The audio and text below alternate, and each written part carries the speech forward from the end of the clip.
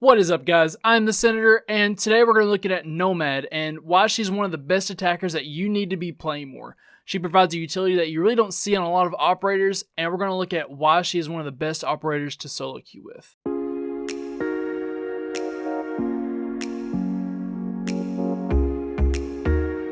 Okay, so Nomad. She was an operator where, on release, people really weren't extremely crazy about her. She wasn't just groundbreaking, and when she was released alongside Cade, he was what all the buzz was about. And honestly, it makes sense, simply due to the fact that he provided more utility. Being able to electrify hatches was finally possible, and Nomad was just over here with her Fortnite impulse grenades. Oh my god, I just made a Fortnite reference. So, like all my Rainbow Six Siege operator videos, let's start with the kit. So, for Nomad's primaries, you have the option of 2 rifles. And what's so odd about Nomad is there really isn't a rifle that sticks out as being significantly better than the other. With most operators, there's one that's generally more favorable than the other. For instance, you can look at Ash. People are picking the R4C way more than the G36. And that's not to say the G36 is bad, but a vast majority of players would rather play the R4C instead. You could also use Zofia as an example. With Zofia, you have the choice between the M762 and the LMG-E, and the M762 is by far the most preferable gun between the two. And there are cases like this throughout the game where one gun in particular stands out among the rest. Except for Nomad. Okay, pausing for a second to remind you to subscribe if you haven't already because you're really missing out. And don't forget to hit the bell icon, that way you can be notified every time I post a video. Okay, back to Nomad. And Nomad is similar to Mozzie in the sense that both of their primaries can cater to different players, playstyles, and skill levels. Nomad's kit can be adapted to what you're most comfortable with. Unlike other operators, you won't be choosing a specific rifle solely because it may have a faster fire rate or damage. Both of Nomad's primaries are very similar when you look at the stats and you go with the pros and cons of each choice, leaving the player to decide which rifle best suits their playstyle and skill and whatever they're most comfortable with. And at the end of the day, you'll be more effective with whatever you're most comfortable with. So let's look at the AK-74M. It has a damage of 44 with a fire rate of 650 rounds per minute. Now, those aren't the best stats for a rifle, but Nomad also has the benefit of this rifle having a magazine capacity of 40 plus 1. And looking at our other primary of the ARX-200, it has a damage of 47 with a fire rate of 700. Now, when you compare those stats to the AK, this seems like the way better choice. It fires faster and does more damage. However, it has half the magazine capacity of the AK with 20 plus 1 rounds. So that leaves the player left to decide if you want a great gun with a very small mag capacity, or if you want a mediocre gun with a very large mag capacity. Not to mention that you also have to take into account the different recoil patterns that come with each rifle, as well as just the general feel. And that's what I love about Nomad's kit. It's not a case where one rifle is just statistically better than the other option, so you have to play that one rifle, even if you're not crazy about it. As for the other aspects of her kit, personally, I'm not that crazy about the 44 Magnum, and it's sort of just there because there's no other option that they've given us. And honestly, I'd probably do better if the scope wasn't on there because that recoil is just insane.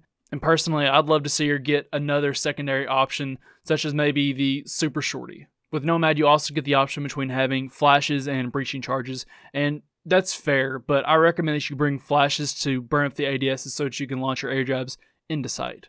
Okay, so at this point, I feel like I've droned on and on about her kit, and her kit isn't even what makes her such a great operator.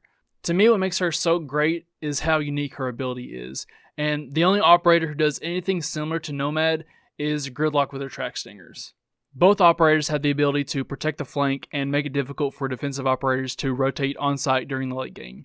However, Nomad is much better than Gridlock when it comes to protecting the flank. And honestly, it's surprising that we only have 2 operators designed to protect flanks. And yes, operators with claymores can protect the flank, but most roamers will be roaming with an impact grenade. And impacts can take care of claymores as well as Gridlock's track stingers. And that's why Nomad is king when it comes to protecting your team's flank late in the game. A well-placed air jab can completely shut down a roamer trying to make a flank, and putting them in places that are not visible to the roamer will just ruin their day. They will either hear the air jab and have to take an extra 30 seconds to find another way around, or they get hit by the air jab, leaving them extremely vulnerable and everyone knows where they're at. And that is so powerful because how many times have you tried to open up barrel wall on the theme park, but there's a roamer playing arcade stairs and he's just being aggressive? A Nomad can just shut that down and give your team the peace of mind to know that they don't have to worry about the flank. And another great example would be, sending Nomad up with Sledge or Buck to go above sight. And when Sledge or Buck are doing their thing above sight, opening the floors, creating lines of sight, they are extremely vulnerable. And so as a Nomad, you can go up there with them, place your air jabs to protect their flank, and then go back to doing whatever it is you need to do. Whether it be staying up there with your Sledge or Buck, protecting their flanks still even though you have an air jab, or going out and trying to clear out some roamers, or even pushing into sight with your Thatcher, Thermite, and Ash. And having the insurance to know that you cannot be snuck up on is what makes Nomad one of the staple operators that you should consider bringing. Nomad will never be a bad pick. And even if she doesn't contribute when it comes to getting walls open or taking care of gadgets, she's always welcome. And she can be so helpful when it comes to the late game when you're trying to get down a plant. Blocking off doorways before getting a plant down will generally result in a win. The reason being that when you plant, it's fair to assume that at least one site has been cleared. So it's pretty fair to assume that the other defenders are either on the other bomb site or they are roamers trying to get back to site. And when it comes to late in the round, if they hit an air jab on site, they will die. Being that vulnerable for that long on site will get you the easy kill and delay them when it comes to trying to defuse the diffuser. And lastly, Nomad is great for those who solo queue. And I touched on this in my video about solo queue operators, and I'll try to remember to put a card in there in the top right hand corner. And in that video, I discussed which operators were the best for people who solo queue a lot. Nomad was one of the attackers on that list because of the peace of mind that she'll bring when you solo queue. Because when you solo queue, you can only rely on yourself.